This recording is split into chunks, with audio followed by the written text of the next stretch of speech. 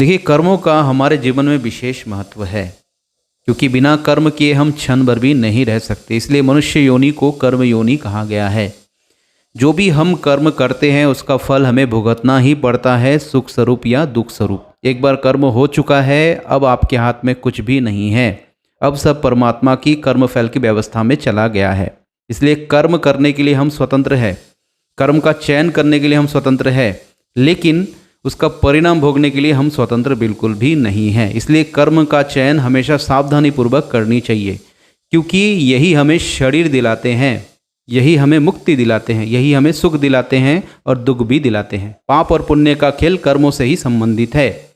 इसीलिए मन, वचन और शरीर से किसी को भी कोई भी कष्ट ना दे, किसी का कभी भी कोई हानि ना करे। हमेशा श्रेष्ठ कर्मों को करे, धर्म का आचरण करे, यही हमें सफल बनाएगा। मनुष्य शरीर का एक ही उद्देश्य है, धर्म का कर्म करे।